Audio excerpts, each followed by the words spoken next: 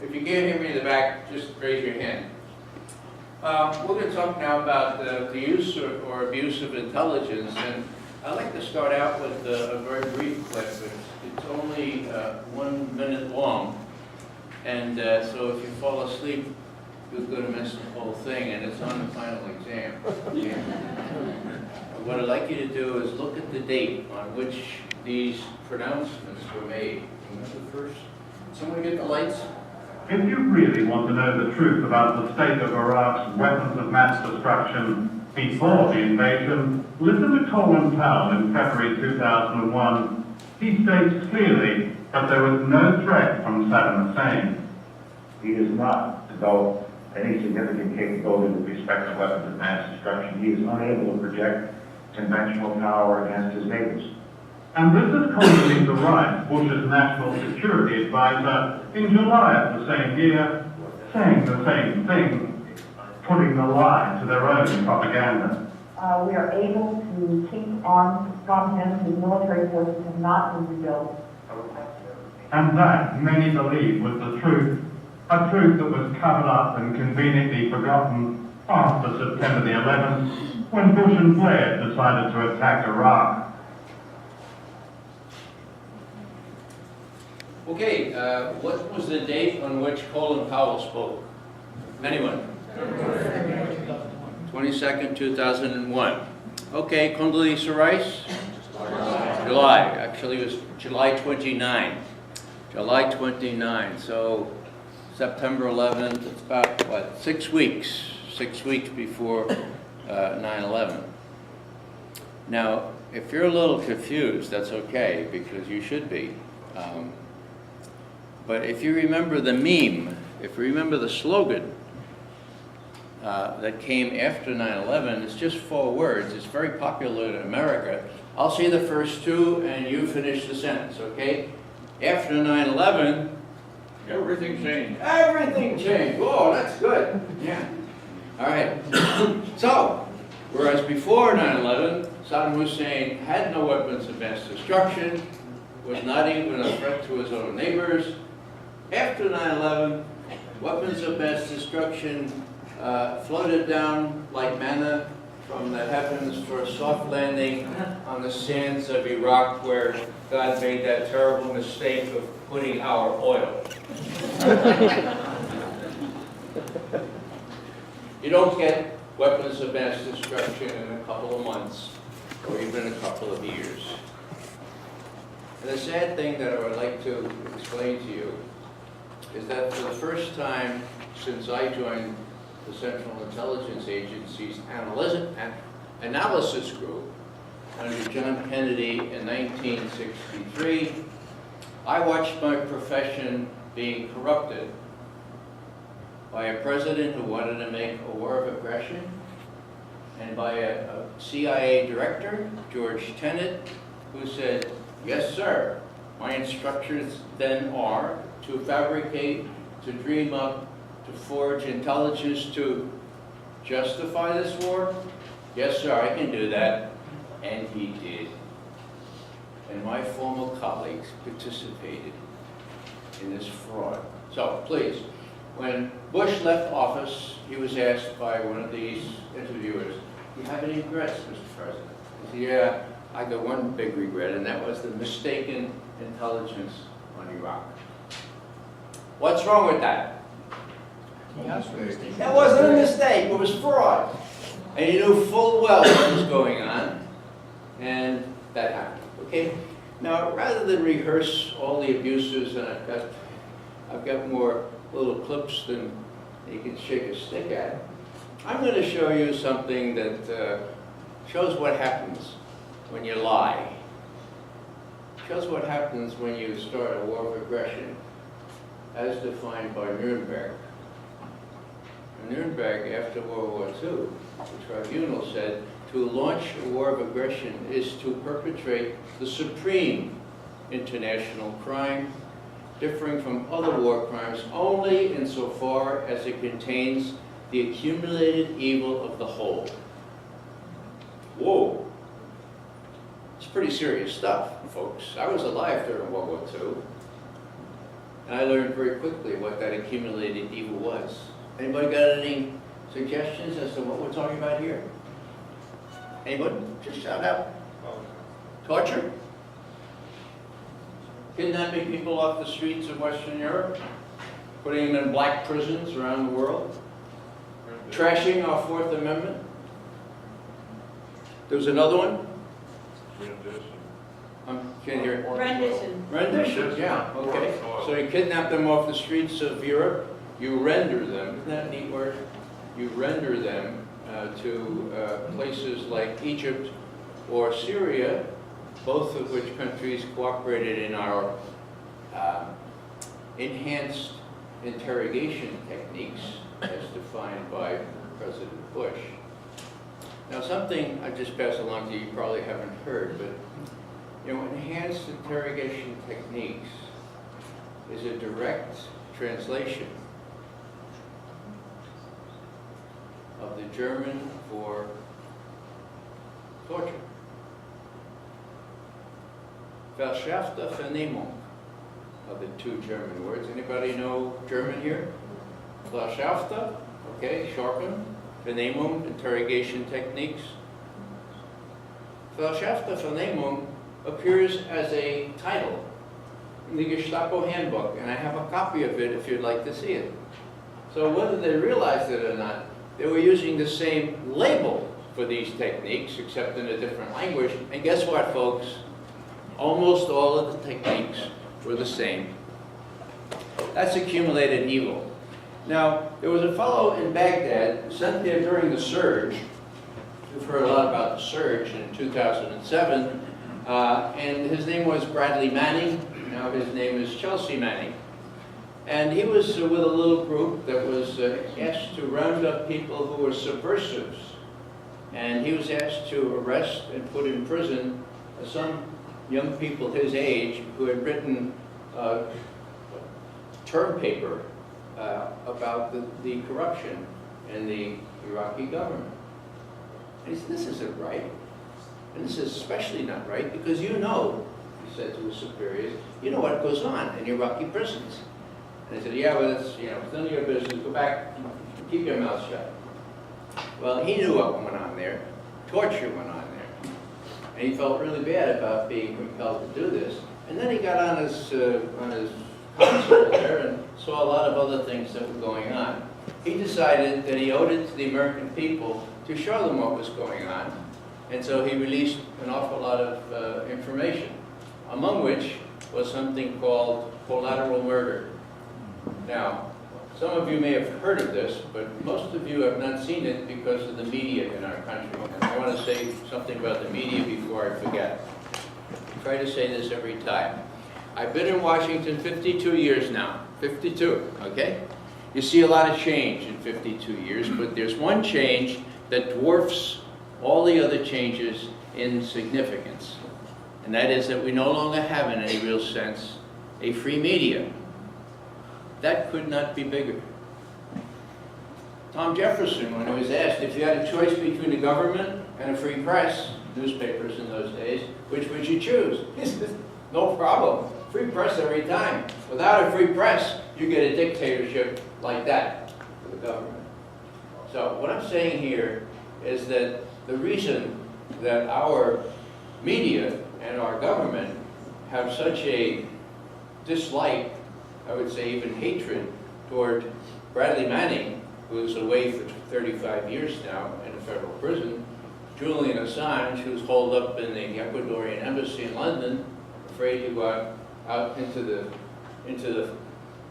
the air where the British police would round him up and send him right back to the United States, or back to the United States, is because they fear these revelations. I'm going to show you something, and then I'm going to ask for a whole minute of silence, because it's not the kind of thing we want to jump in and talk about. Could we see the panorama one?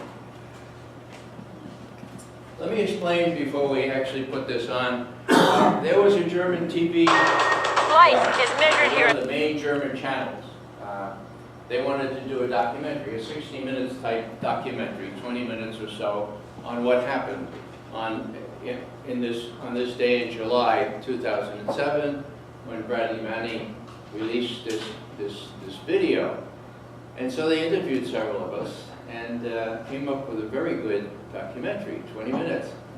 So I said to them, "You've got to make this available in English." And they said, "Why?" Because our 60 Minutes never even touch it. Nobody would touch it. And they said, "Well, we don't do this." I said, "Well, let me talk to your supervisors." So I talked to them. "Can you undub it?" He said, "Undub?" I just thought that undub. I said, "Well, undub, that means turn it back into English." Finally, they agreed to do that. So we have 10 minutes worth of the German program, which shows things that you probably haven't seen before. Seeing is believing. This is the real deal. Images are, after all, worth 1,000 words. A neighborhood in Baghdad, July 2007. Shots are fired from the air, fired from an American Apache helicopter. Minutes later, U.S. infantry soldier Ethan McCord arrives at the scene. When I came up onto that scene, I remember thinking, you know, oh, well, this guy with the RPG or this guy with the AK-47 obviously did this to the man. There's no way in hell that we would do this. This military video shocked the world when WikiLeaks released it almost a year ago. And this man is being blamed for illegally downloading it from a secured army network. 23-year-old Bradley Manning, who has been held in solitary confinement for 7 months. A small group of supporters is demanding his release, but their voices are drowned out by media that has largely presumed his guilt. I'm sorry, that's treason. There's no gray area about it. And that is a capital offense. You can't have So you're saying private army. execution. You're saying execution. If he is convicted of treason, I absolutely would support a capital punishment. Oh, shut down WikiLeaks. But get a presidential order to shut that down. This guy should be tried. Manning should be tried for treason, executed if he's found guilty. Whoever in our government leaked that information is guilty of treason. And I think anything less than execution is too kind a penalty. The onboard camera of this attack helicopter is targeting a group of people in a neighborhood in Baghdad. Among them are 2 journalists from the news agency Reuters, the photographer Naminu Eldon and his assistant Said Hamiga. The men can neither see nor hear the helicopter that is stalking them. It is too far away. The pilots mistake Nur Eldon's camera for a weapon.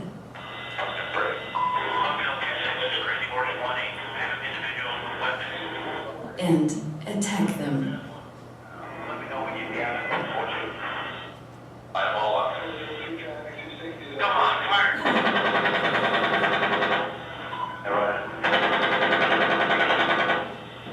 Scenes that resemble a video game, but what you see here is real people. The pilots are laughing, making macabre jokes.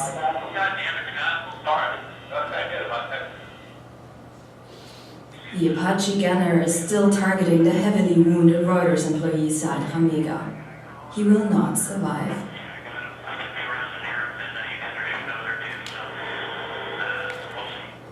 Later, the Pentagon investigates the incident and concludes that chopper pilots had done nothing wrong. The attack was part of a combat operation. It was justified because earlier American soldiers had come under fire by insurgents. The Pentagon has denied our request for an interview. However, one individual has been punished, Bradley Manning, in jail accused of leaking the video. The charges: downloading and disseminating classified information. His roots lie in Europe. As a teenager, he moved to Great Britain, to the small town Haverford West. His mother is British, his father American. Here, he attended school for 4 years and graduated with Tom Dyer.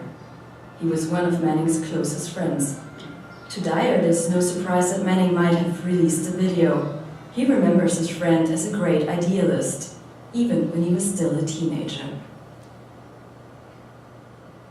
He had a great moral compass. He knew in himself what was wrong and what was right, and he didn't like the thought of people abusing their status and making other people feel small and doing things that were wrong.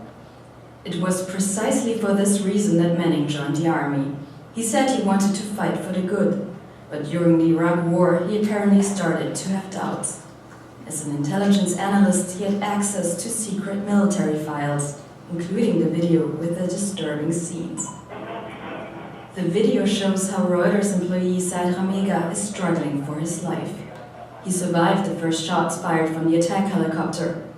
The pilots are still keeping track of him. Meanwhile, Saleh Matasha Tumal and his two small children, Sayad and Waha, are on their way to school. From his van, he sees the wounded Reuters employee lying on the curb. Tumal stops the car, gets out to help him. His two little children remain in the front of the van. The pilots request permission to shoot, again and again.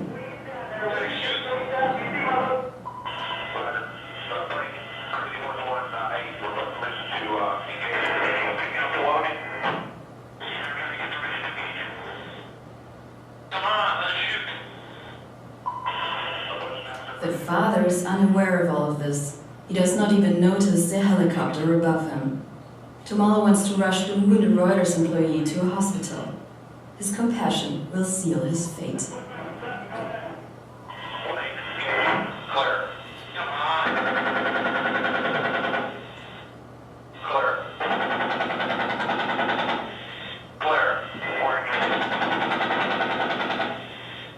Even when the soldiers realize that they have shot children, they only hesitate for a moment, then make cynical remarks from the air.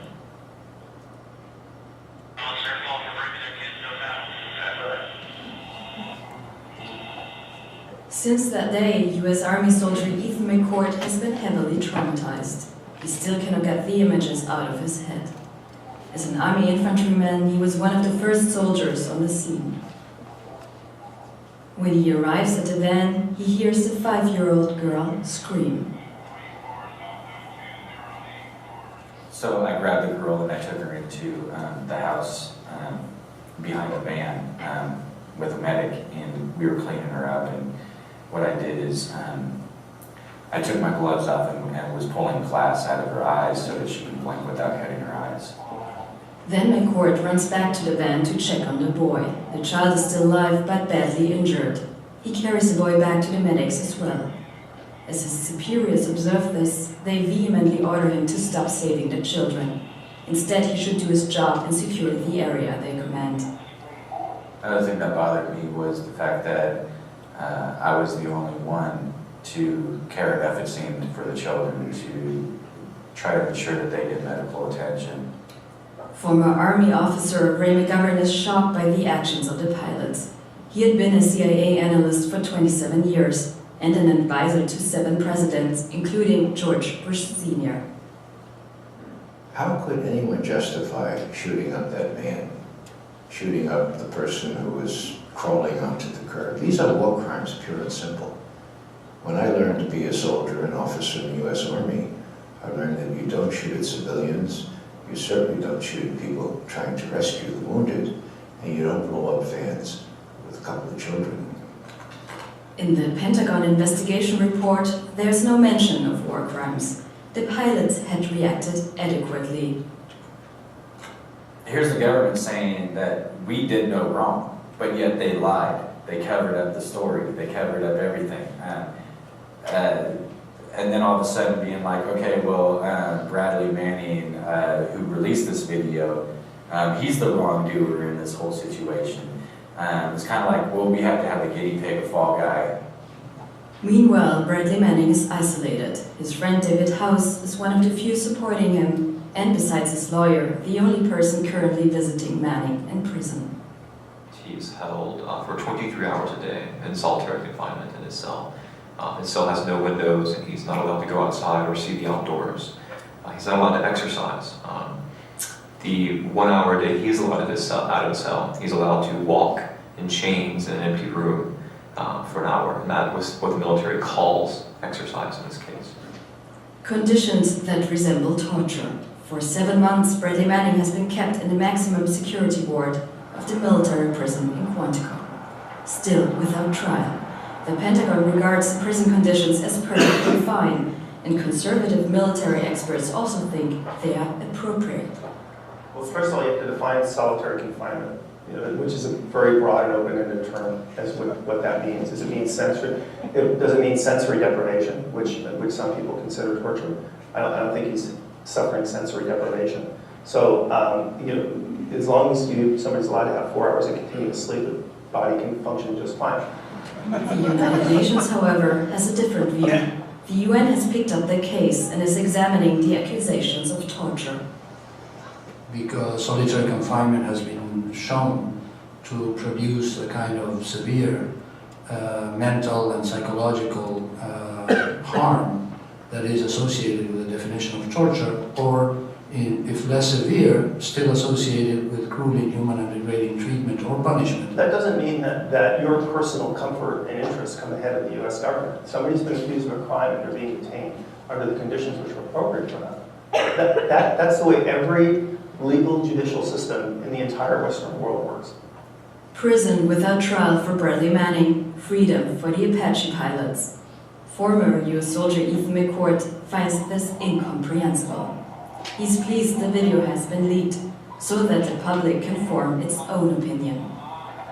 I think that Bradley Manning is a hero. I believe that this is a human being who's compassionate, who saw illegal activities taking place on a video. Granted, it was a couple years later, but still wanted the world to see that these actions are intolerable. And, yeah, he's a hero for showing it. He's a hero for releasing it, if he released it. My view on Bradley Manning is that he's a very courageous young man who, with 22 years, did what I didn't have the guts to do during the Vietnam War. For 7 years, Ethan McCourt had fought proudly for his country. Today, he feels ashamed. I didn't pull the triggers that day. I didn't shoot people. I didn't shoot those people on the ground. But it's me being a part of the system that is doing that to the people of Iraq is disgusting and it hurts. And after that day, it was really hard for me to justify being in Iraq and being a soldier. And I would never be a soldier again. For the American government, it's too dirty.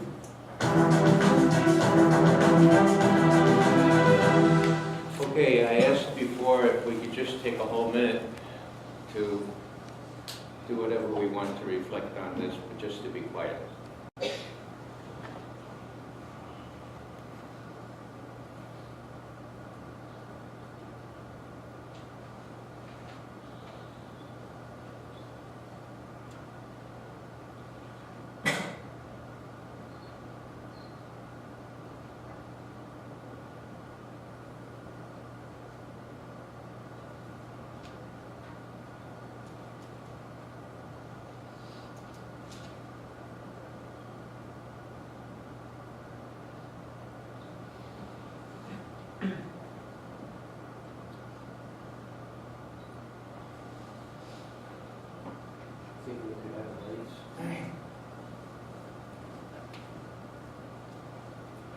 I guess I would just say a couple of things about this.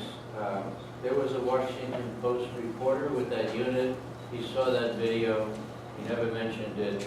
Rather, he wrote a book about the heroes in that particular unit.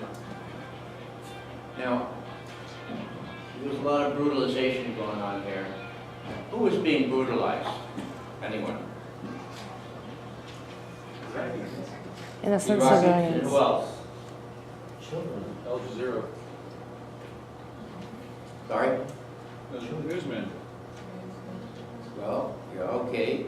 How about, did you listen to the conversation of those helicopter pilots?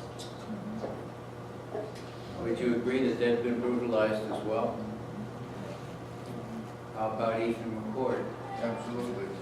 Real trouble with PTSD. Really had trouble living these last several years. Bradley Manning? Oh, Ethan McCourt's had real trouble with PTSD, trouble living these last few years. Can't hear you, Ray. Ethan McCourt has had real trouble living with this. He's had PTSD big time. he too has been brutalized. So, why do I bring this up? I bring this up because these lies are consequential. I bring this up because there are 4 million, count them, Iraqi refugees. 2 seeking homes in their own country, 2 million seeking homes or having found homes in adjacent countries. There are 4 million Syrian refugees.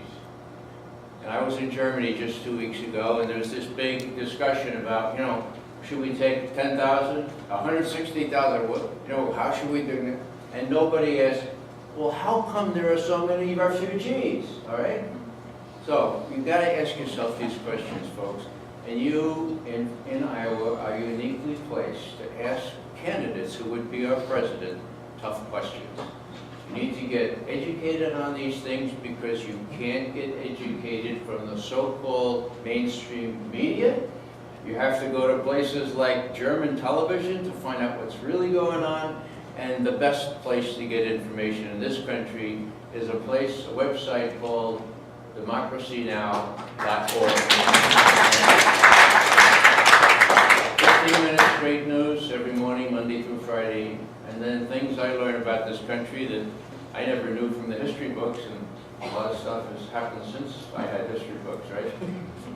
So, all I'm saying is that, you know, if we're going to be responsible Americans, we have to know this stuff. We can't ferret it out of the mainstream. If you think of getting the news by sitting down in the evening and watching TV, you're sadly mistaken.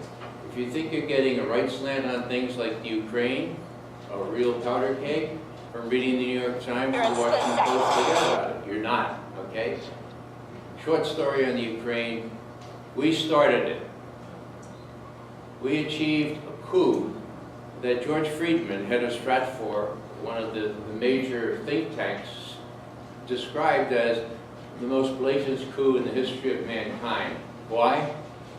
Because the planning for this coup between the Assistant Secretary of State for European Affairs and the ambassador we have in Kiev, their conversation about who they picked to be the new prime minister was YouTubeized 2.5 weeks before the coup.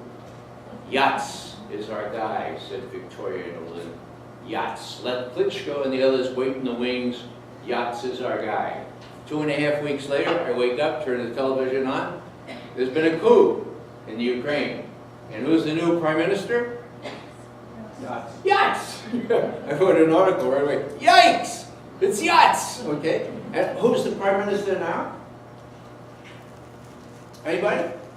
Oh, come on. Oh. You don't know who's the prime minister now of Ukraine? Yachts!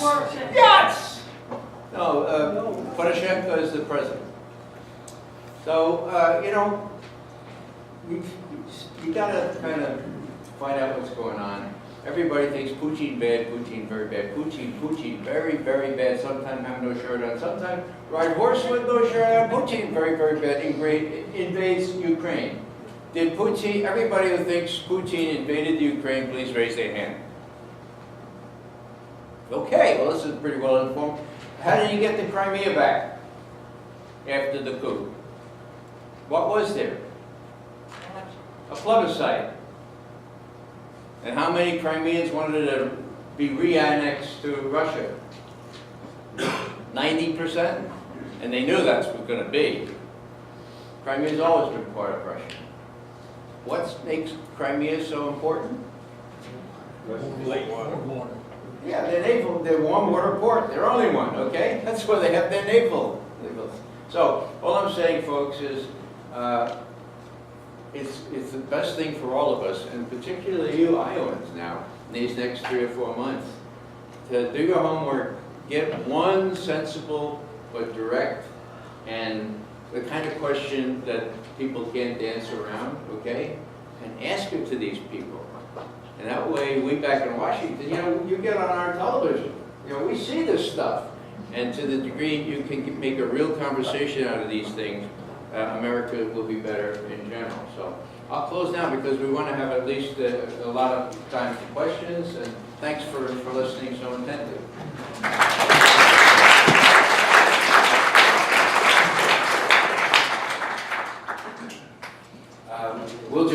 Yeah, please, first.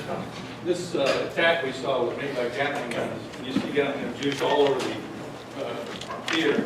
They were originally designed with depleted uranium shells. Did anybody look to see if there's depleted uranium shells used in that particular attack? Okay, the ammunition here is typically made with depleted uranium. Have we looked into whether that was used now? I have not, but I'm sure that if that were the case, it would have come out. I don't think those 50 caliber stuff was it. Okay. Yeah. Well, anyhow, I haven't heard that. Yeah. Next. Yes, please. So, Colleen had commented that there are several simple solutions if there is a political will to carry those solutions out. So what are those simple solutions and how do you carry them out? For instance, okay, the question was, when I alluded to simple solutions, how do you carry them out? Okay, and I didn't have time to go into them all. The problems, for instance, on pernicious secrecy. One of the things that's causing this secrecy is overclassification. Why? Because it's easier to sit there with that stamp and just classify everything secret. You know, something won't leak out, and you're being overly cautious. There's a guy who has a secrecy project, and the one way to keep from people it's millions of documents now, it's estimated that there is a need for some logistical secrecy for a short time period. So landing on D-Day, for instance, when that happens, that has to remain secret. The Lusitania sinking that happened 100 years ago does not still need to be secret. That's still classified. Okay, so it can be limited in time, and when it's no longer necessary, should be declassified. If the person who's classifying just needs to provide a reason why it should be, and the reasons would be sources and methods, there are some concrete reasons, that alone is going to make people be more careful. So secrecy alone, and then again, you can have the sharing of information.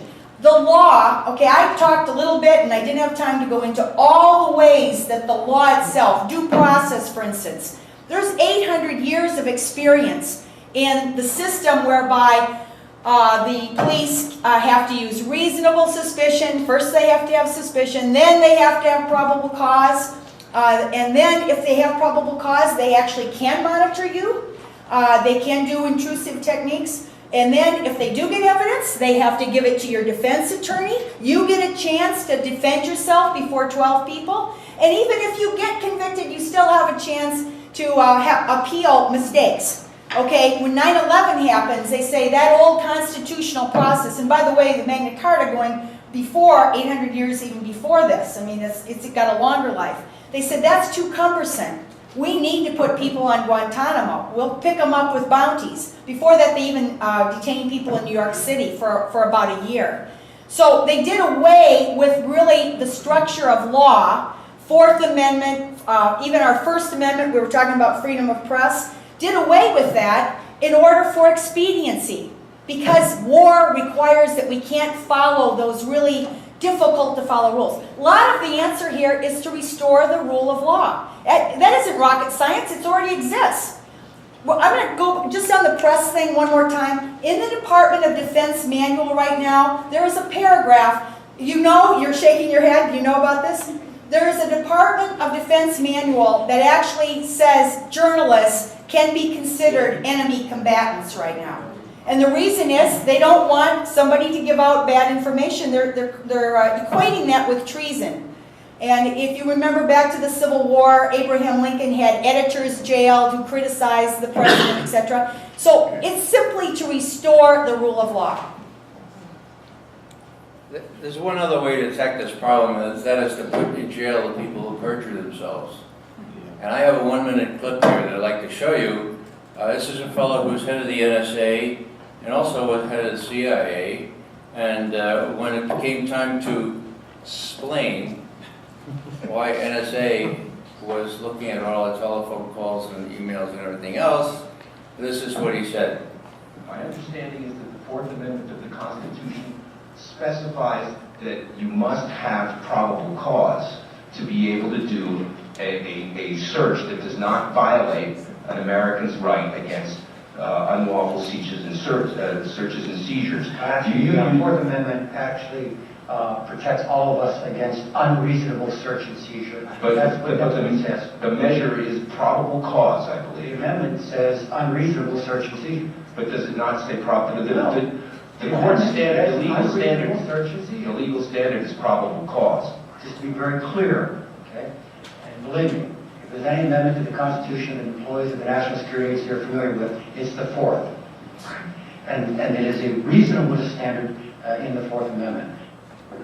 To quote the Fourth Amendment to the Constitution of the United States in its entirety, the one the General and the NSA folks are so familiar with and know is about reasonableness and not about probable cause, quote, the right of the people to be secure in their persons, houses, papers, and effects against unreasonable searches and seizures shall not be violated, no warrant shall issue, but upon probable cause, supported by oath or affirmation, and particularly describing the place to be searched and the persons or things to be seized.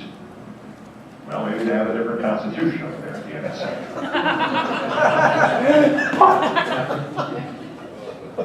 There's one more that I'd like to show you. This one is a little bit more than a minute. I think it's a minute and 15 seconds. And this is very unusual. Professor Alan Levine, he is the director of the Political Theory Institute, and he is an associate professor of philosophy at AU. So, thank you very much. Yes, something else. What we're about to introduce here is a Senate hearing at which one very courageous senator named Ron Wyden on the Intelligence Committee decided to ask the head of national intelligence, in other words, the guy who sits over NSA, CIA, and all the others. His name is James Clapper. This was before Ed Snowden made his revelations, but Senator Wyden and others already knew what was going on. So Senator Wyden wanted to get James Clapper under oath and ask him a specific question, and I'll leave the rest to the 1.5. Just one, Madam Chair, and I thank you, and this for you, Director Clapper, again on the surveillance front, and I hope we can do this in just a yes or no answer, because I know Senator Feinstein wants to move on. Last summer, the NSA director was at a conference, and he was asked a question about the NSA surveillance of Americans. He replied, and I quote here, "The story that we have millions or hundreds of millions of dossiers on people is completely false." The reason I'm asking the question is, having served on the committee now for a dozen years, I don't really know what a dossier is in this context. So what I wanted to see is if you could give me a yes or no answer to the question, does the NSA collect any type of data at all on millions or hundreds of millions of Americans? No, sir. It does not. Not wittingly. There are cases where they could inadvertently, perhaps, collect, but not wittingly. Thank you. I'll have additional questions to give you in writing on that point, but I thank you for the answer. Thank you very much. Okay, folks, what happened to James Clapper? He got his butt kicked. I mean, he lied under oath, right? Yep. On a very important issue having to do with the Fourth Amendment. What happened to him? What's he doing now? Anybody know? He's head of national intelligence, just as he was before he lied. That's how bad it is, folks. That's how bad it is. So, one simple solution, if I could add my 2 cents, is you put Clapper in a clapper, is what you do, you know. You put these liars in a clapper, you hold them accountable, and maybe the next set of potential liars will think twice about it. There's a question back there. Yes, sir. Are you still in the loop, Ray? Am I still in the loop? Qu'est-ce que c'est loop? Well, basically, are you aware of what's kind of going on? The question is... Yes, I am. About a year and a half or some time ago when Ashton Carter became the Secretary of Defense, supposedly the first day that he was in operation, he shut down the CIA for some unknown reason, and about a week later the head of the CIA said, "We have a new mission statement now." What was that fiasco all about? I'm trying to follow what you said. Let me see if I repeat it correctly. When Ashton Carter was named Secretary of Defense, what did he do? First day, he went and shut down the CIA. Oh, where'd you hear that? No, really, we need to know our sources here. There's all kinds of stuff on the web, but not all of it is credible. That's why I mentioned Amy Goodman. That's all you need. The other stuff you have to be really careful of. He didn't shut down the CIA. I don't know where you got that. Well, about a week later, on national TV, the new head of the CIA basically said, "We have a new mission statement." Well, again, please let me see your source for that. This is new information for me. And in answer to your first question, I am very much in the loop. This one right here. I have a question for Ms. Riley. Yes. First of all, thank you both for coming tonight. This has been very informative and glad you're here. You mentioned that the public is the best intelligence. Where do you expand on that? Also, could you say something about how you see the current state of the FBI in this country, in this world? And I just thought of a better way of maybe phrasing that, but fix the intelligence sharing, don't fix the intelligence, okay? There are, ways of gathering accurate intelligence. Those memos we threw up were accurate. The Defense Intelligence Agency right now has 52 intelligence analysts who have filed a complaint, an Inspector General complaint a couple of weeks ago, because their reports are being rewritten and being, i.e. fixed, to paint apparently a more rosy picture of what the bombing of ISIS or something. So the key is to fix this intelligence sharing and then to share as much with the public, because the public does need to know these things. How else can we even vote intelligently? There would be accountability. Accountability will come really from the public. If the public doesn't care and doesn't know these things, there is no way for it to be held accountable. Now, the FBI, did some good things, did some bad things, mixed bag. Of course, they were certainly, my memo kind of exposed some of those lapses in the FBI, led to a 2-year-long Inspector General investigation, which was good. It dealt with 2 or 3 of the major ones. Guess what? The CIA and the NSA were kind of given a free pass. We have information that actually, from some of the NSA people that we know, that the NSA director was it Hayden at the time? Mm-hmm. Hayden, at the time, who was just quite happy that they were focusing on the FBI because that left them off the hook. And they also would have been able to prevent 9/11 quite easily. If we had our NSA colleague up here, he could explain that they actually could have gotten or did have the number in California that was calling to Yemen to the Al-Qaeda. I mean, the public doesn't know any of this, again. So, the FBI did some good things. After 9/11, one good thing it did is when the CIA began this torture process, our agent, one of only 7 Arabic FBI agents in the whole country, happened to be at the scene with the only terrorist suspect, the first one caught, Abu Zubaydah. And he had actually gotten good information from Zubaydah already. He had learned the mastermind. Some of the things you see in Zero Dark 30, you see this fictionalized thing, it gets tortured out of people. No, Ali Soufan had gotten that with no torture by building rapport, which is the tried and true FBI techniques. And then, when he was pulled out and they said, no, the CIA is going to take over and get the information. Dark side, dark side. He called back to FBI headquarters and he says, this is against everything we ever learned or were told. And again, he probably even knew it violated international law. And the FBI high-level person said, the FBI is pulling out of this. That was one of the good things they did. They actually didn't quite go. There were some people who watched, I think, but they didn't, and they kept their mouths quiet, and nobody really leaked it forever, but they themselves pulled out.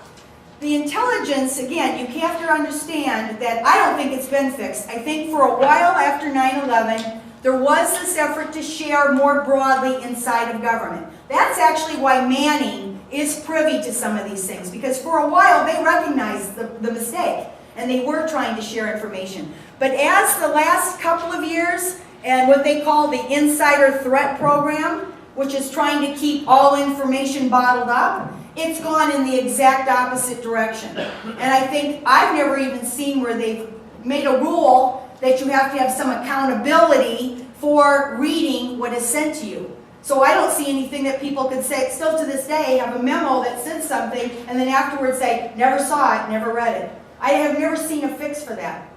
There was another, well, let's have a woman question here. I'm very glad you brought up Amy Goodman and Democracy Now!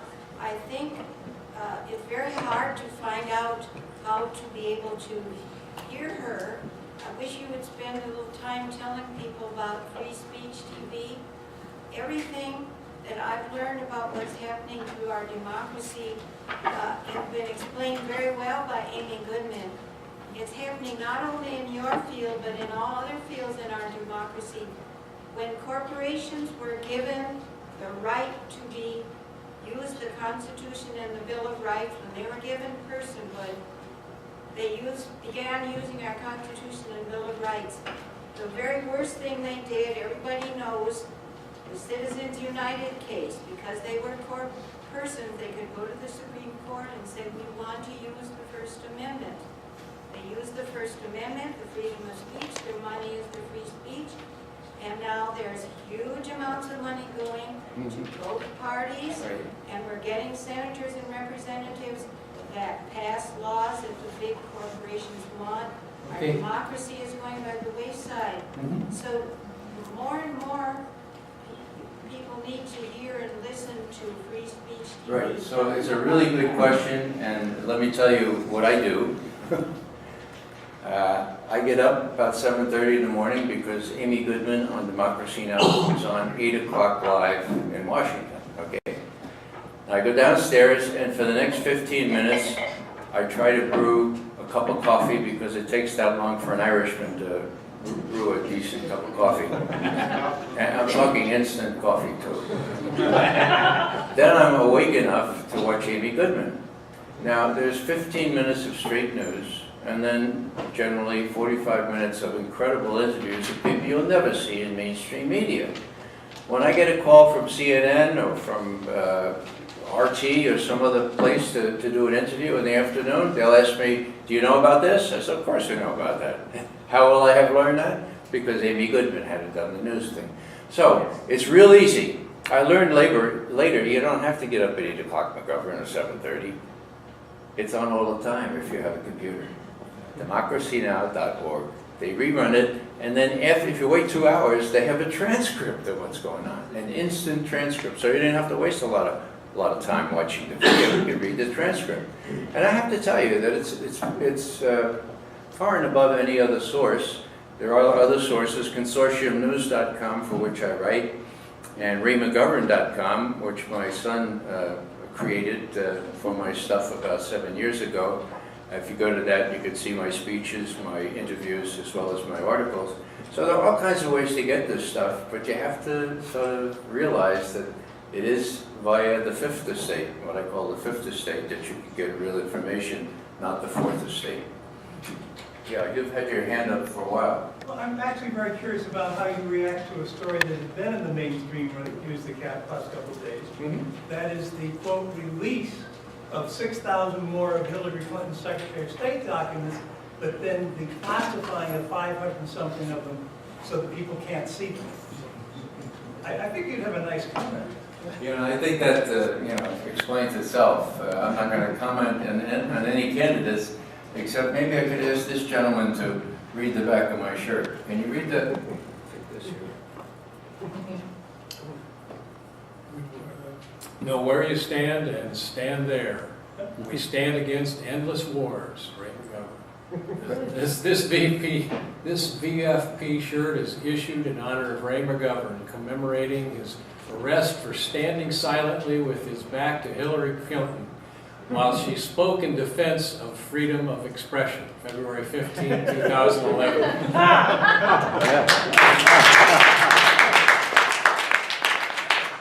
Hopelessly biased. You don't want to comment on that. Take another question? Yep, please. I was wondering if you could address the counterterrorism cases in the United States since 9/11. A number of them seem to have been sting operations by the FBI preying on mentally unstable people. Yeah, I mean, there's a book written, can you help me with the title? A book has come out, Nate, someone help me? Aronson, Nate. Anyways, there's an entire book out now that is taken apart or really delved into the hundreds of cases. I've been retired since 2004, so some of this I'm getting all of it, not just some of it. I'm getting all of this from news. But it looks like this massive dragnet out there, it doesn't really help stop real terrorists, but what it can do is it can then target people. It's one of the ways, at least, that might serve to target people. And sometimes these people are vulnerable to being pushed or manipulated.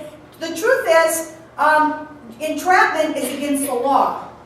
And when we had real undercover investigations, we had to actually lecture the undercovers and stuff, because if you are getting people to commit crimes, our country has enough real crime.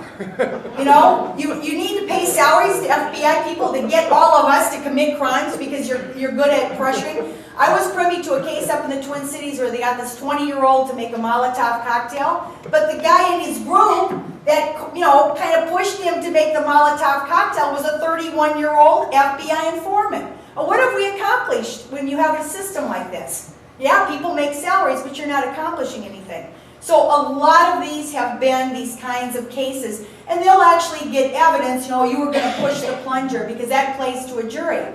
But would that person have on their own become a terrorist? That's a whole different story. The ones cases that are real cases are the Sarnoff brothers in Boston, Major Hassan, who shot at the base, the underwear bomber. They always say, well, we kept us safe. We haven't had any real terrorism. That's not true. There were cases. And even the DC sniper, for heaven's sakes, which occurred right after 9/11. The anthrax killer.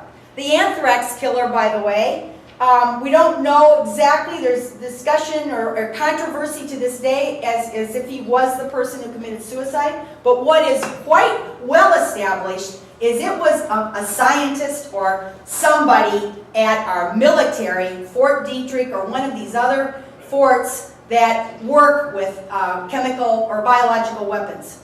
Okay, so we know that.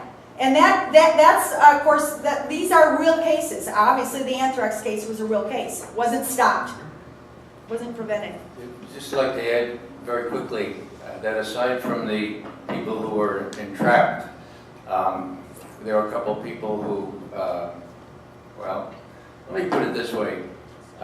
There are folks in Washington who believe that when Muslim babies come out of the womb, they do two things. The first is to cry, ah, and the next thing, I hate Americans! I hate Americans! Okay?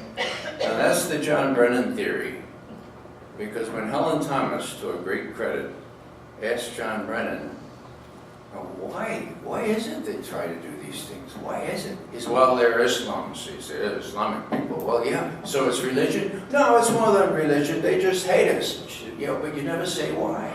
Okay. That's number one. Now, Janet Napolitano got up at the same briefing and said, the real danger is self-radicalization. Okay? So, picture the guy gets up in the morning, pretty nice day to self-radicalize. He looks in the mirror and says, I think I'll self-radicalize today. Give me a break. The reason they hate us, it's not because they hate our democracy or they hate our freedom. They hate what we do.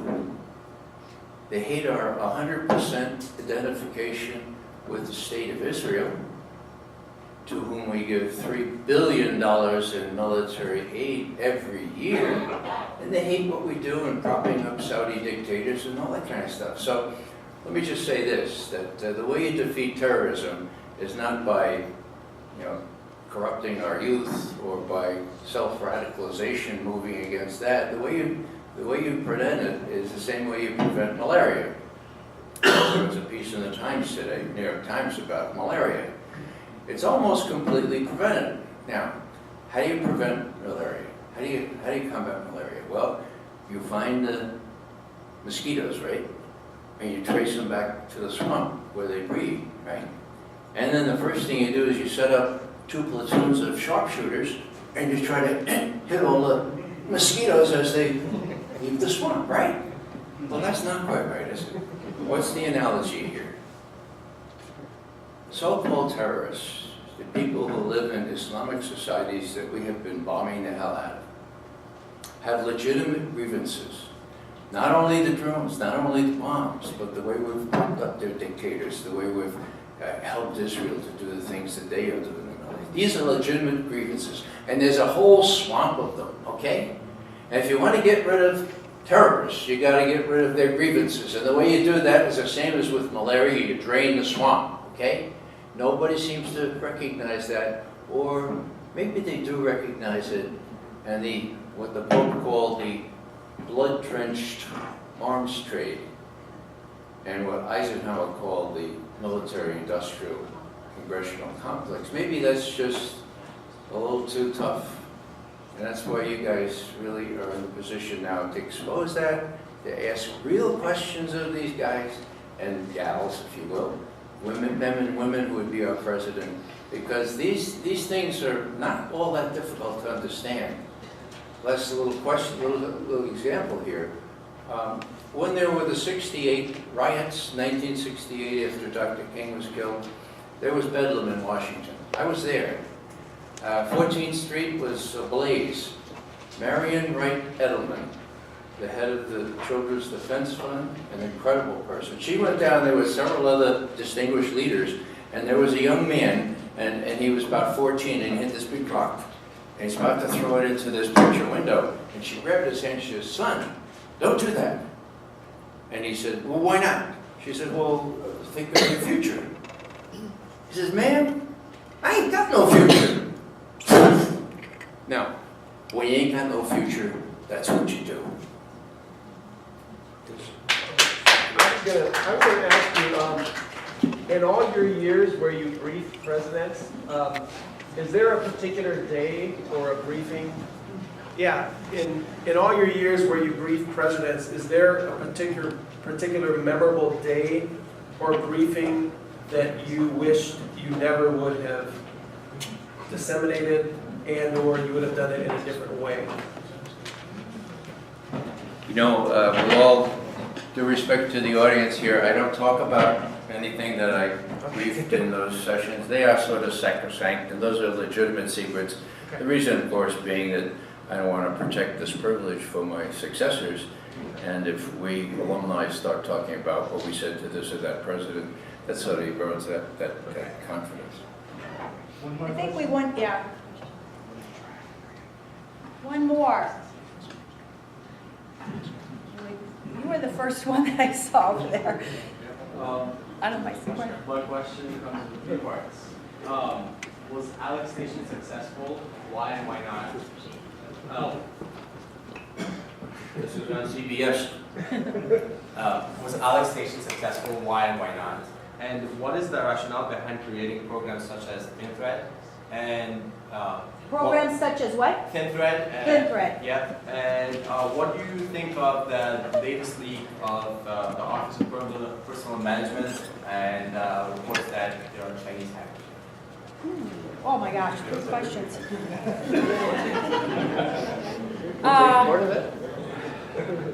Yeah, ThinThread, the first one was Alex Station. Well, maybe Ray can add to this, but I think they were, before 2001, somewhat successful. They had actually pinpointed some of this. Afterwards, if you read the stories, again, this is some of the reasons why the Zero Dark 30 movie is so fictitious. It looks like some of the people that came out of that Alex Station were actually the ones who really flubbed up repeatedly and repeatedly. You know, there was a bombing in Pakistan of the CIA because they had a Jordanian that they thought was their informant. Well, that looks like it came out of one of the officials that came out of that environment. Same, and actually as a model for the woman, the fake fictional character is modeled after somebody, has had 2 or 3 major flub-ups. Another one was arresting a poor innocent guy with the wrong last name Masri, and they thought he was a terrorist because of his last name. He was sent, he was tortured, The guy now has been paid money because he was tortured for months. Same group. And there were other things in that. And I think that group is the ones that didn't share the information, or at least some of the same people were involved in preventing the information from being shared with the FBI. So I think a mixed bag. And Thin Thread, you want to? Sure. Sure. And Thin Thread was a in-house developed program developed by Bill Binney and Ed Loomis. These two people are now alumni, and they're part of our whistleblowing group. It was designed to allow the very quick processing of emails and all kinds of other things, while protecting American citizens' names. In other words, they remained encrypted. And this program cost $330 million. And the head of NSA, our favorite General Hayden, who's so good on the Fourth Amendment, killed it. Why? Because it was offered $3.3 billion to develop a more sophisticated plan and give contractors all this money, and the more sophisticated Trailblazer, I think it was called, never worked. They had to abandon it. So that's how deep this corruption goes. You get a lot of money, Congress appropriates a lot of money, ostensibly for countering terrorism, and instead of this program that worked, and I can tell you, because Tom Drake told me, they had the information before 9/11 from Thin Thread, okay? Now, it wasn't shared with anyone else, and what really bothered Tom was sitting in executive sessions with General Hayden, watching the 9/11 Commission do its number on the FBI and the CIA, and as Tom explains it, General Hayden was chortling, his word, chortling. We lied, and we don't have to testify. Your third question? Chinese hackers. I have a little bit of a response to that. You know, the big thing now is cyber warfare. And they are basing this on some of the hacking, for instance, is conflated with terrorism. Okay, I say just go back to calling things crimes and actually using the judicial process. Security, security, in our case, to protect our records, our OPM records, social security records, health records, is desirable, absolutely. We should have security built in. One of the problems that your NSA whistleblowers will tell you with this back doors that they created into systems with all of our internet companies, they created back doors in there so that they could gain all this, you know, non-relevant information in your whatever. That also then enables the hackers to follow those back doors. So there are a lot of security people. It's very counterintuitive to the normal person. But there's a lot of security people that don't want the NSA to be doing what it's doing because it's actually increasing vulnerability for others to follow the same paths. Just one added footnote here. There are a few things that can change the whole strategic equation, okay? Now, we have been predominant because we have the money, well, let's face it, because we spend half of your tax money on what we call defense. 50%, some people say 54%. That's more than the whole rest of the world put together. Talk about the military-industrial complex, okay? There it is in spades. Now, what I'm trying to say here is that that could just change in terms of the strategic equation because, you know, with cyber warfare, it could be that the premium really is on really smart people, really good at hacking in. And if you get so many Chinese well-educated people, they can figure out how to disable your aircraft carrier, your aircraft, your satellite collection. So there's an even playing field that is developing now. And maybe you could just ask your candidates about that. Why do we spend $1 out of every $2 that you collect from our taxes? Why do we spend that on defense contractors, on people making the weapons, selling the weapons and engaging in what the Pope called the blood-drenched home street. Why do you do that? Because what you should be doing is working out an arrangement with the rest of the world whereby cyber warfare could be contained or regulated in some way, because otherwise we lose our advantage. And that's a big deal. If we lose our advantage and commanders in the Mediterranean, for example, on the aircraft carrier can't be sure that, you know, they can launch their planes, well, that's a really unstable situation. What are they going to do? They're going to launch it before any hint of cyber warfare comes. So cyber warfare is really important. Thanks for asking that question. Thanks everybody for coming. Bye now.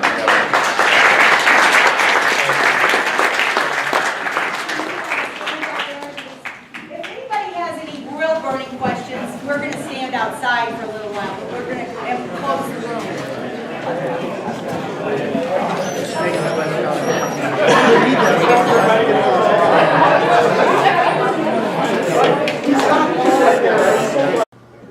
If you can't hear me in the back, just raise your hand. We're going to talk now about the use or abuse of intelligence, and I'd like to start out with a very brief clip. It's only 1 minute long, and so if you fall asleep, you're going to miss the whole thing, and it's on the final exam. What I'd like you to do is look at the date on which these pronouncements were made. Remember first? Someone get the lights? If you really want to know the truth about the state of Iraq's weapons of mass destruction before the invasion, listen to Colin Powell in February 2001. He states clearly that there was no threat from Saddam Hussein. He has not developed any significant capability with respect to weapons of mass destruction. He is unable to project conventional power against his neighbors. And this is Condoleezza Rice, Bush's national security advisor, in July of the same year, saying the same thing, putting the lie to their own propaganda. We are able to keep arms from him. His military forces have not been rebuilt. And that, many believe, was the truth, a truth that was covered up and conveniently forgotten after September the 11th, when Bush and Blair decided to attack Iraq. Okay, what was the date on which Colin Powell spoke? Anyone? 22nd, 2001. Okay, Condoleezza Rice? July. Actually, it was July 29. July 29. So September 11th, it's about, what, 6 weeks? 6 weeks before 9/11. Now, if you're a little confused, that's okay, because you should be. But if you remember the meme, if you remember the slogan that came after 9/11, it's just 4 words. It's very popular in America. I'll say the first 2 and you finish the sentence, okay? After 9/11, Everything changed. everything changed. Whoa, that's good. Yeah. All right. So, whereas before 9/11, Saddam Hussein had no weapons of mass destruction, was not even a threat to his own neighbors. After 9/11, weapons of mass destruction floated down like manna from the heavens for a soft. That means turn it back into English. Finally, they agreed to do that. So we have 10 minutes worth of the German program, which shows things that you probably haven't seen before. Seeing is believing. This is the real deal. Images are, after all, worth 1,000 words. A neighborhood in Baghdad, July 2007. Shots are fired from the air, fired from an American Apache helicopter. Minutes later, U.S. infantry soldier Ethan McCord arrives at the scene. When I came up onto that scene, I remember thinking, you know, oh, well, this guy with the RPG or this guy with the AK-47 obviously did this to the van. There's no way in hell that we would do this. This military video shocked the world when WikiLeaks released it almost a year ago. And this man is being blamed for illegally downloading it from a secured army network. 23-year-old Bradley Manning, who has been held in solitary confinement for 7 months. A small group of supporters is demanding his release, But their voices are drowned out by media that has largely presumed his guilt. I'm sorry, that's treason. There's no gray area about it. And that is a capital offense. You can't have So you're private saying property. execution. You're saying execution. If he is convicted of treason, I absolutely would support a capital punishment. Oh, shut down WikiLeaks. But get a presidential order to shut that down. This guy should be tried, Manning should be tried for treason, executed if he's found guilty. Whoever in our government leaked that information is guilty of treason. And I think anything less than execution is too kind a penalty.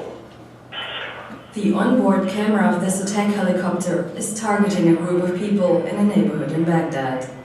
Among them are two journalists from the news agency Reuters, the photographer Naminu Eldon and his assistant Said Hamiga. The men can neither see nor hear the helicopter that is stalking them. It is too far away. The pilots mistake Nur Eldon's camera for a weapon.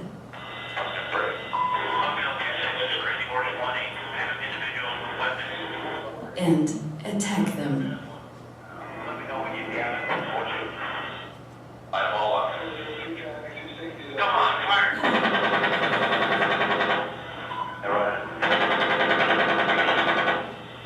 Seems that landing on the sands of Iraq where God made that terrible mistake of putting our oil. You don't get weapons of mass destruction in a couple of months or even a couple of years. And the sad thing that I would like to explain to you is that for the first time since I joined the Central Intelligence Agency's Analysis group under John Kennedy in 1963, I watched my profession being corrupted by a president who wanted to make a war of aggression, and by a CIA director, George Tenet, who said, yes, sir, my instructions then are to fabricate, to dream up, to forge intelligence to justify this war. Yes, sir, I can do that. And he did. And my former colleagues participated in this fraud. So, please, when Bush left office, he was asked by one of these interviewers, do you have any regrets, Mr. President? He said, yeah, I got one big regret, and that was the mistaken intelligence on Iraq. What's wrong with that? That wasn't a mistake, it was fraud. And he knew full well what was going on, and that happened. Okay? Now, rather than rehearse all the abuses, and I've got more little clips than you can shake a stick at, I'm going to show you something that shows what happens when you lie. Shows what happens when you start a war of aggression, as defined by Nuremberg. In Nuremberg, after World War II, the tribunal said to launch a war of aggression is to perpetrate the supreme international crime, differing from other war crimes only insofar as it contains the accumulated evil of the whole. Whoa.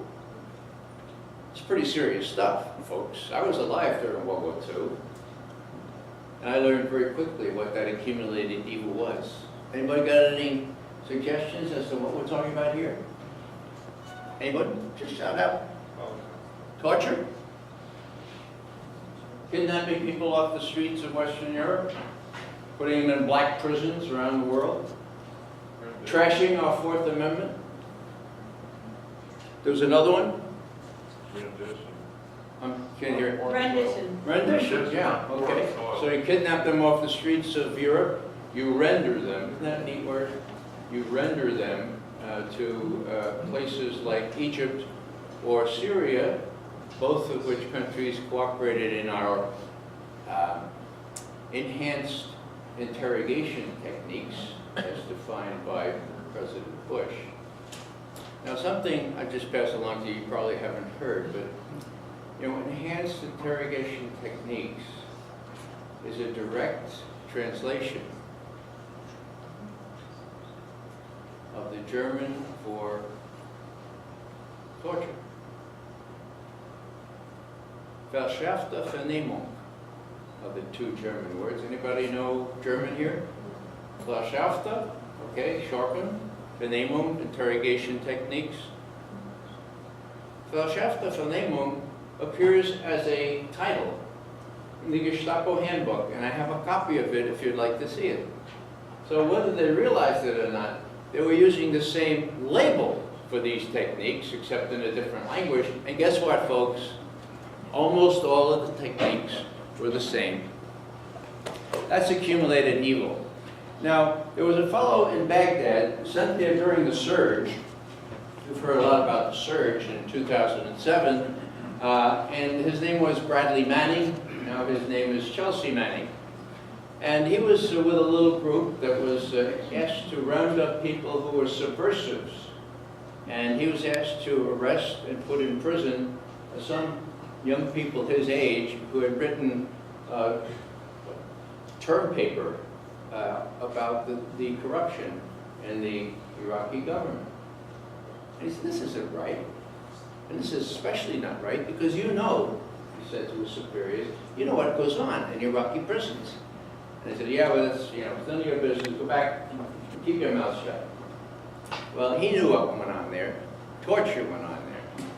And he felt really bad about being compelled to do this. And then he got on his console there and saw a lot of other things that were going on. He decided that he owed it to the American people to show them what was going on. And so he released an awful lot of information, among which was something called collateral murder. Now, some of you may have heard of this, but most of you have not seen it because of the media in our country. And I want to say something about the media before I forget. I try to say this every time. I've been in Washington 52 years now. 52, okay? You see a lot of change in 52 years, but there's one change that dwarfs all the other changes in significance. And that is that we no longer have, in any real sense, a free media. That could not be bigger. Tom Jefferson, when he was asked if you had a choice between the government and a free press, newspapers in those days, which would you choose? He said, no problem. Free press every time. Without a free press, you get a dictatorship like that for the government. So what I'm saying here is that the reason that our media and our government have such a dislike, I would say even hatred, toward Bradley Manning, who is away for 35 years now in a federal prison, Julian Assange, who's holed up in the Ecuadorian embassy in London, afraid to go out into the air where the British police would round him up and send him right back to the United States, or back to the United States, is because they fear these revelations.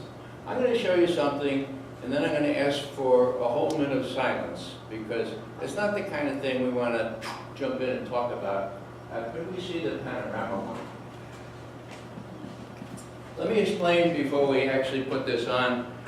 There was a German TV. Light is measured here. One of the main German channels. They wanted to do a documentary, a 60 minutes type documentary, 20 minutes or so, on what happened on this day in July 2007, when Bradley Manning released this video. And so they interviewed several of us and came up with a very good documentary, 20 minutes. So I said to them, you've got to make this available in English. And they said, why? Because our 60 minutes would never even touch it. Nobody would touch it. And they said, well, we don't do this. I said, well, let me talk to your supervisor. So I talked to them, can you undub it? He said, undub? Was ist das denn? Undub? I said, well, undub.